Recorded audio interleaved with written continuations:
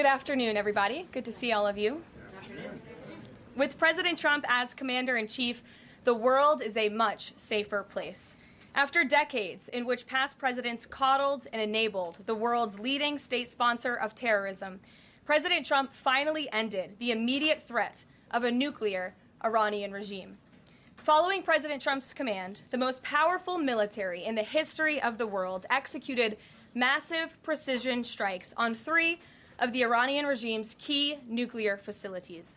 The objective of Operation Midnight Hammer was to destroy the regime's nuclear enrichment capacity and stop the grave nuclear threat posed to the United States, Israel, and the rest of the free world.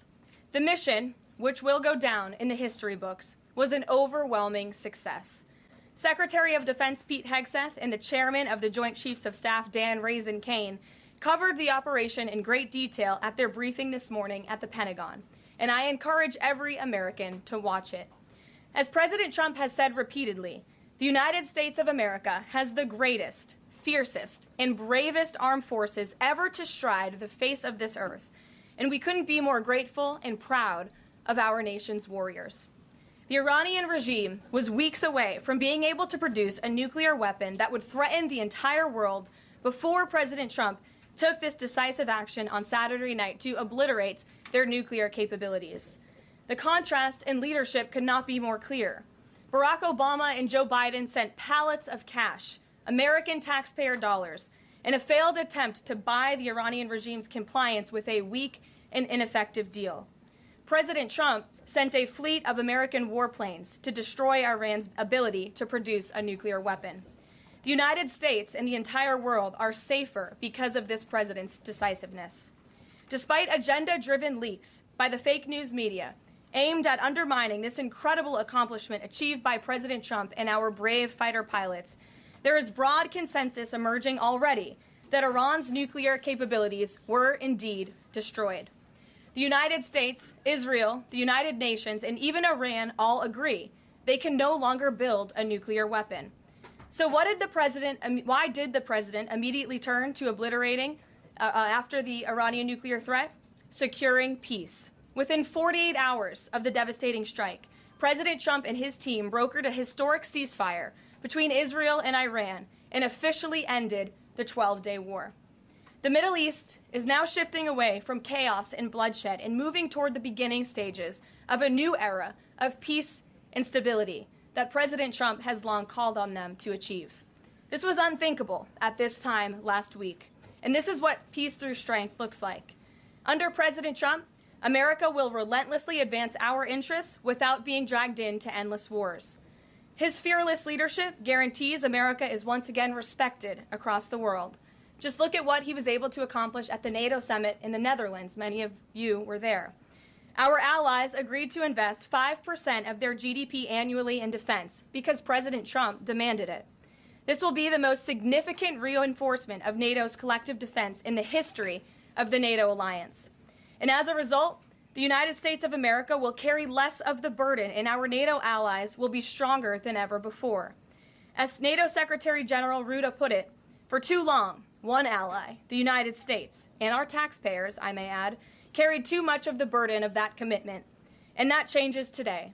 President Trump made this change possible. We will produce trillions more for our common defense to make us stronger and fairer by equalizing spending between America and our allies. This is the Trump effect. This is what the president meant when he declared that America is back. Now, back here at home, Americans are paying much cheaper prices for gasoline this summer, as both the Wall Street Journal and the New York Times pointed out today. Here's how the Wall Street Journal put it.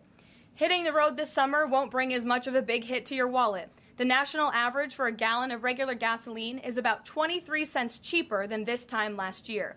Analysts say plentiful supply is expected to keep prices down in the coming months.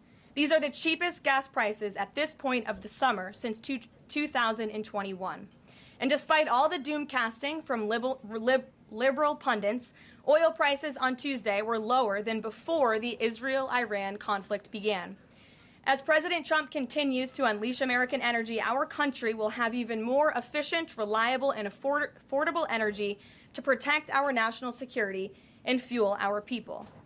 Later this afternoon here at the White House, the president will host a One Big Beautiful event in the East Room to rally Republicans to get the One Big Beautiful bill across the finish line. At that event, he will be joined by everyday Americans from across the country who will massively benefit from the common sense policies and provisions within this bill. This is the largest tax cut for working and middle-class Americans in history, and it's going to put more money into the pockets of hardworking Americans. Families will see an average increase in take-home pay of more than $10,000 per year.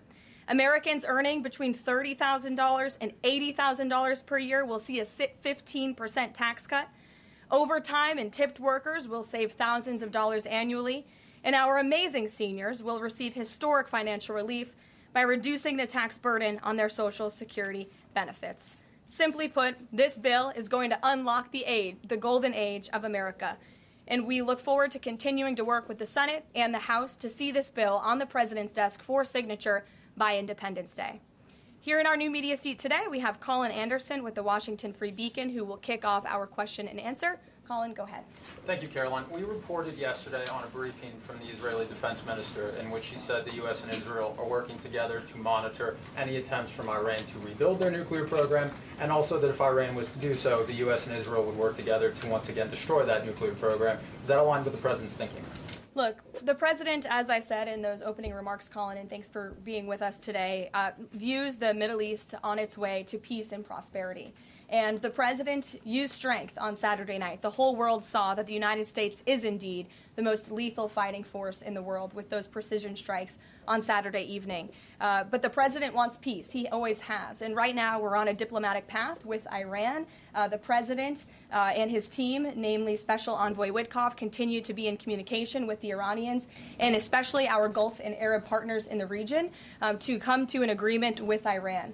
As for our alliance with the State of Israel and that friendship and that partnership between the United States and the State of Israel, I would argue it has never been stronger. And we see a new era in which perhaps some of these Gulf and Arab states can sign on to the Abraham Accords. That was one of the president's most signature accomplishments in his first term, and he'd like to see more of those countries sign on in this second term. And so we look forward to sustaining a long and durable peace in the region, and the president wants to do that through a diplomatic solution. But as he proved on Saturday night, he's not afraid to use strength if we need to do it.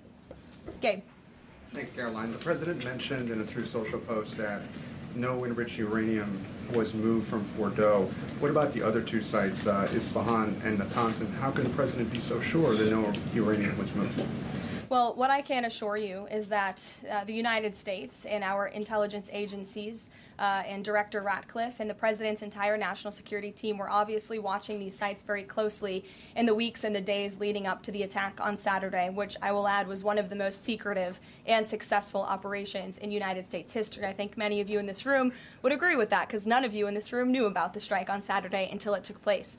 So we were watching closely, and there was no indication to the United States that any of that enriched uranium was moved prior to the strike. From any of the sites? Correct. And then one more thing, Caroline. Next week, the president mentioned that there would be talks with Iran. Didn't mention any details, and Iran has not confirmed them. Can you share any details about any potential talks next week? We don't have anything scheduled as of now, but I spoke to our Special Envoy Witkoff at length this morning, and I can assure all of you we continue to be in close communication with the Iranians and through our intermediaries as well, namely the Qataris, who have been an incredible ally and partner throughout this entire effort.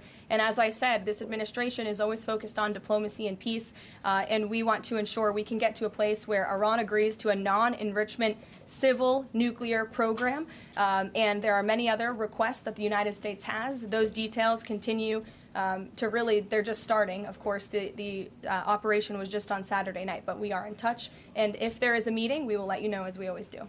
Brian. Thank you, Caroline. There's two. One on trade. On the July deadlines coming up for the trade deals, is that deadline still hard and fast for the president, or is he now considering even coming to trade deals after that deadline, and where is he on that going forward? I think the president has been asked this quite a few times by many of you in the media. I've heard him answer it at press conferences and at gaggles. He just spoke about it on Air Force One. The deadline is not critical. The president can simply provide these countries with a deal if they refuse to make us one by the deadline, and that means the president can pick a reciprocal tariff rate that he believes is advantageous for the United States and for the American worker, and he will continue to do that. But as for the deals, our United States Trade Ambassador, Jamison Greer, I speak to him frequently. He's working very hard, and he has had very good and productive discussions with many of our key trading partners. And on the One Big Beautiful Bill, there's conversations on the Hill right now about the Medicaid cuts. Yeah, I'm curious if the final bill that the president's been talking about comes to him and it has Medicaid cuts in it, will he sign it, or would he rather just Congress do away with those cuts? I think our friends in both the Senate and the House know exactly where the president stands on Medicaid. He wants to get rid of the waste, fraud, and abuse, and they are working to do that in the Senate right now. Jennifer. Follow up on that, on the big beautiful bill, is there enough time for Congress to work through the issues it needs to work through? I'm saying, does the president need to move back his deadline a little bit? We expect that bill to be on the president's desk for signature by July 4th. I know that there was a ruling by the Senate parliamentarian this morning.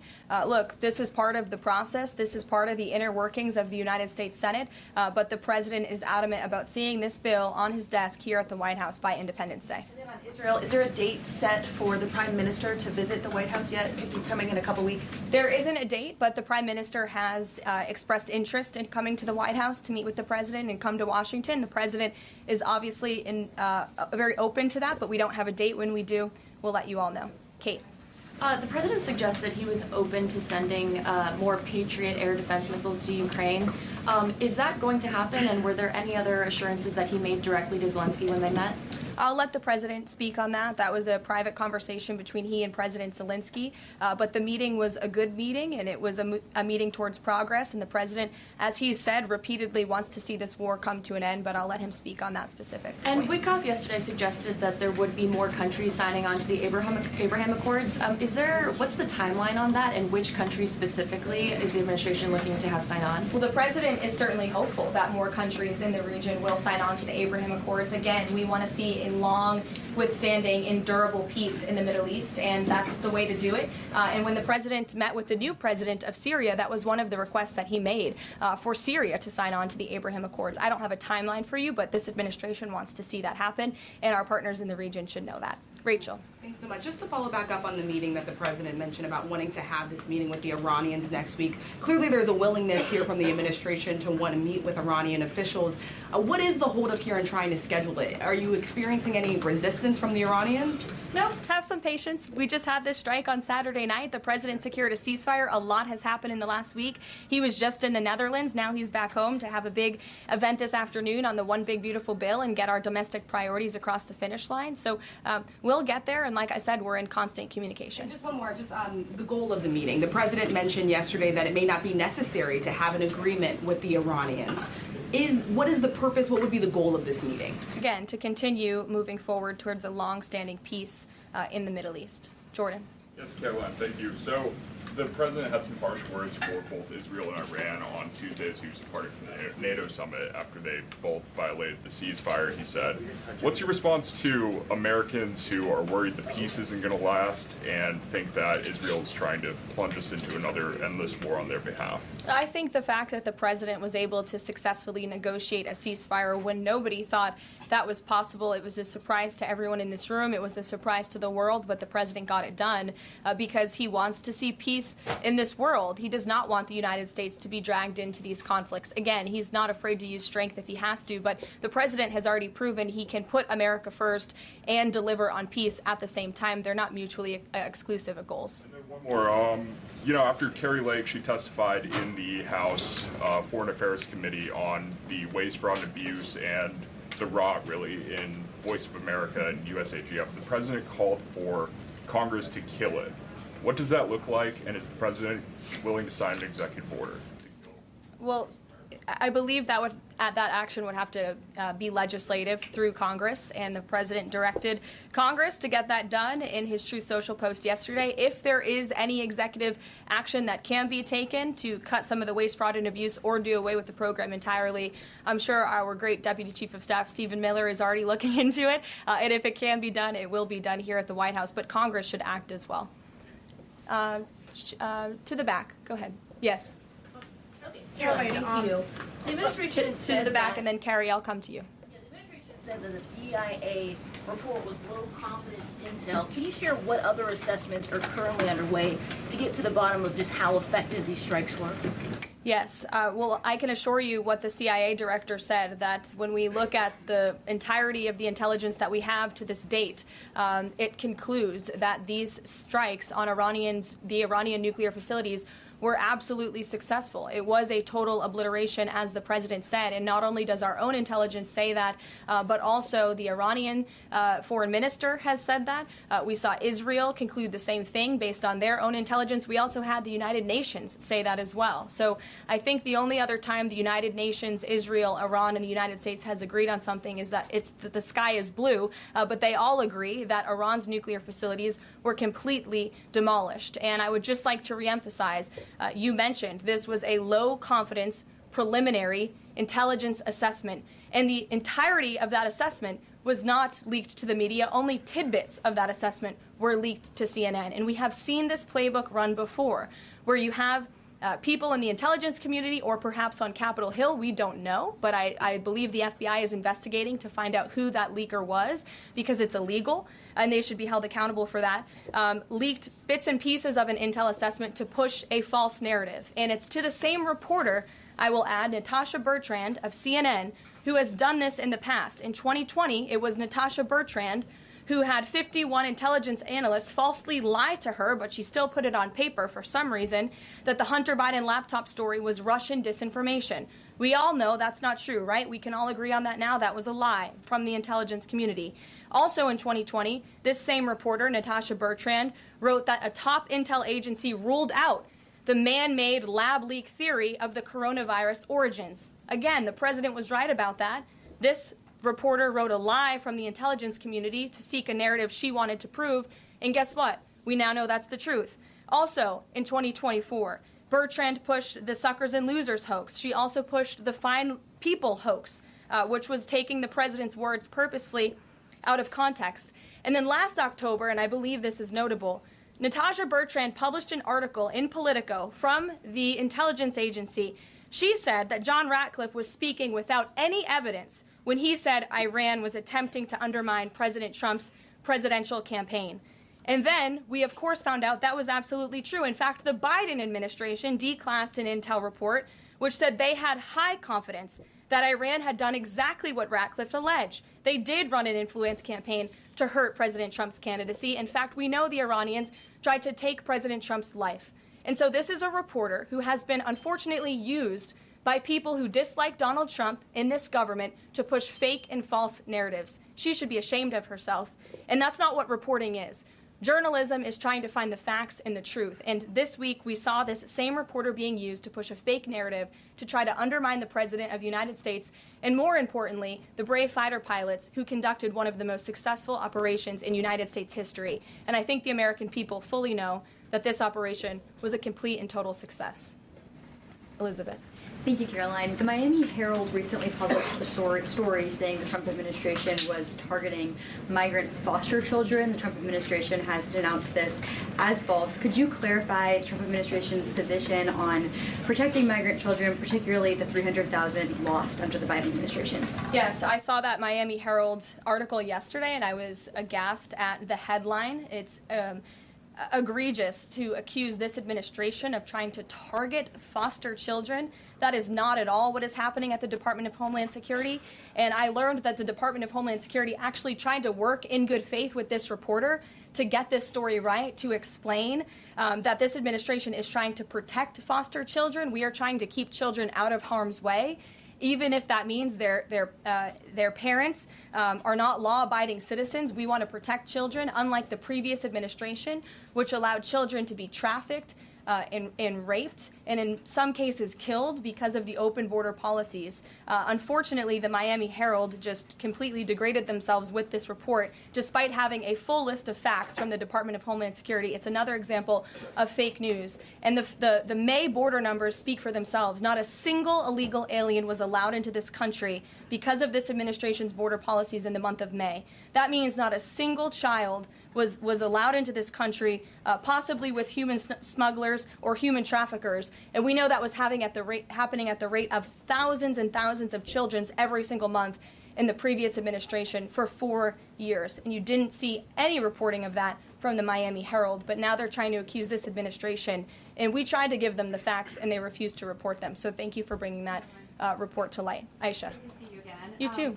I know you're looking for You're this. usually on the Hill. I know, I'm here today. I know you're looking for this leaker. Is it your belief, I know you said earlier you're not sure if it's on Capitol Hill or at the Pentagon, but is it your belief that it might be in Capitol Hill, and how confident are you that you'll find this leaker? Well, I'm not personally looking for the leaker. The FBI is looking for the leaker, so you'll have to ask them in the Department of Justice in terms of this investigation. But leaking top secret classified intelligence is a crime, and people need to be held accountable for that crime. Can I just ask you about how you're going to be limiting intel to Congress? What would you say to lawmakers who say they have oversight privileges, they need this information? This administration wants to ensure that classified intelligence is not ending up in irresponsible hands, and that people who have the privilege of viewing this top secret classified information are being responsible with it. And unfortunately, clearly, someone who had their hands on this, and it was a very few people, few number of people in our government who saw this report, that person was irresponsible with it, and we need to get to the bottom of it, and we need to strengthen that process to protect our national security and protect the American public. Mary Margaret, go ahead. Thank you, Caroline. Sure. You just laid out a lot of different stories about disinformation that Natasha, excuse me, that Natasha Bertrand had pushed during her time at Politico and at CNN. Why would any member of the Trump administration leak anything to her? Well, again, as I just said, we're investigating who that leaker was. It could have been someone in the intelligence community, or it could have been someone on Capitol Hill who had access to this document. The FBI is searching for that person. Go ahead. Thanks, Caroline. The president was And obviously... clearly it was done to undermine the president, to answer your question. And I'm sorry, I really wanted to follow up on that really quickly. Before the strikes on Iran, we saw a number of other leaks about Tulsi Gabbard, the Vice President Vance. Is there an effort to divide the president's team when it comes to these leaks and which reporters they choose? I do believe there's an effort on the outside of this building to try to divide the president's team on the inside. And sometimes you have to look at these headlines and laugh, because I've been in meetings where I know these things are absolutely not true. And again, we do our best here, I believe, to try to push back and correct the record with all of you. But there is fake reporting. That's just the reality of this country, unfortunately. But I can assure you the president's team is strong, especially the national security team. Everyone is very proud of the president, of our commander-in-chief, and of our military for the successful operation that took place on Saturday night. Thanks, Caroline. The President was obviously very pleased with getting his NATO allies to increase defence spending. He's made the same demands of Asia-Pacific allies of the United States, including Australia, where I'm from. How does the NATO result impact negotiations with Asia-Pacific allies? Does it, strengthen the President's resolve to say, well, our NATO allies have done it, now you need to do it too? Yeah, I mean, look, if our allies in Europe and our NATO allies can do it, I think our allies and our friends in the Asia-Pacific region can do it as well. But as for our specific relations in those discussions, I'll let the president speak on those. And can I just ask as well, when he had to leave the G7 early, he missed out on a number of bilateral meetings that were scheduled with other world leaders, including the Prime Minister of Australia. Obviously, President Zelensky, he's managed to meet since then, but are there plans afoot to make up for those meetings with the world leaders that he missed out on? Yeah, I think many of those world leaders understood the situation happening in the Middle East and the urgency and the need for the president to get back to Washington to monitor that situation. And obviously that was the right call, considering the success of not only the operation on Saturday night, but also the ceasefire that the president has since brokered on behalf of not just our country, but the entire world, frankly. But he has made up a couple of those meetings, and he has had direct phone calls with some of those leaders he was supposed to meet with as well. Not all. Ed. Yeah, thanks, Caroline. So to clarify on trade, so what happens to the countries other than China on July 9th? That's a decision for the president to make, and I will let him make it. Okay, and secondly, so now that oil is just about upper $60s a barrel, when's the administration going to start refilling the Strategic Petroleum Reserve? That's, again, a decision for the president to make and our Secretary of Energy. There's no imminent plans to do that, from what I understand. But as you have seen with the plummeting of oil prices in this country, it's because this president and our Department of Energy have really tapped into our resources here, and we have an increase of supply, unlike the previous administration that totally hampered our domestic energy efforts, but totally robbed and drained our strategic petroleum reserves. So when the time is right, the president will make that decision. But right now, we are utilizing the resources that God blessed us with right here in our country to produce energy for our people. Yeah, one more if I could. On the One Big Beautiful Bill, does the president believe the parliamentarian of the Senate should be removed? I haven't spoken to him about that, and I'll let him speak on it. However, again, he knows this is part of the process and the inner workings of the Senate, and he wants to see this bill done, and he remains very much engaged in these conversations and in this process with lawmakers in both the Senate and the House side, and the whole White House does as well. In the back. Yes, Libby. Thank you, Caroline. Earlier today, the president stated that these photos out of Fordo that were showing nuclear materials being removed, suspected of showing that, were just concrete workers. What intelligence is that based upon? Look, the president shared that statement with all of you, and I already answered the question about whether uranium was moved prior to the strike, and the answer is no. Is there a chance that the DIA report becomes public at any point? I don't think this administration is going to get into the habit of sharing classified, top-secret information. Those classifications exist for a reason, and I wish everyone who had the privilege of looking at these documents would respect that. Daniel? Thank you, Caroline. You've been emphatic that the president's expectations for the One Big Beautiful Bill to hit that July 4th deadline. You had a big meeting on Capitol Hill yesterday with the Republican Study Committee. Did you walk away from that meeting pleased with what you heard? Did it bolster your confidence that Congress is able to meet that the expectation of the president? Yes, I did. The camaraderie at the Republican Study Committee was great. Members, expressed, their feelings about the bill, but as we saw, the bill passed through the House, despite many people believing it could not. So the House is ready to receive this bill back from the Senate so they can pass it and bring it to the president's desk. So it was a great meeting, and Republicans are very unified. And we also talked about the mayoral race in New York City and how the victory of the Democratic primary candidate really shows how far left and unhinged the Democrat Party has become. And Republicans truly are on the right side of every issue in this country. We are on the side of no men in women's sports, on the side of low taxes, secure borders. So that was the topic of discussion. And the unity was strong and the camaraderie was high. And I know everyone looks forward to being here at the White House for the bill signing next week. Sure. Thanks, Caroline. The Supreme Court ruled this morning that South Carolina is allowed to deem Planned Parenthood is not a qualified health care provider, and that will block it from receiving Medicaid funds. Does the White House have a statement on that ruling, and would the president support a standalone bill from Congress to defund Planned Parenthood at a federal level rather than letting each state determine it? I'll let the president speak on that legislative priority, but as for the Supreme Court ruling, the president has always maintained that Americans should not be forced to violate their conscience and their religious liberty by having their tax dollars fund abortions, and we're glad the Supreme Court ruled on that side today, or yesterday. Then on Iran, but on a domestic matter, in January, President Trump revoked security details for several former administrations, including Mike Pompeo, Mark Milley, and John Bolton. Given the heightened tensions with Iran right now, is he considering restoring those security details? That's not under consideration right now. Fran. If I could follow up on trade, and then I have a question about the bill as well. Are you saying at this point that there's no plans to extend that July 8th and July 9th deadline? I mean, especially with everything that's been going on, from Iran to the tax bill on Capitol Hill, is that under consideration at all at this point? Perhaps it could be extended, but that's a decision for the president to make.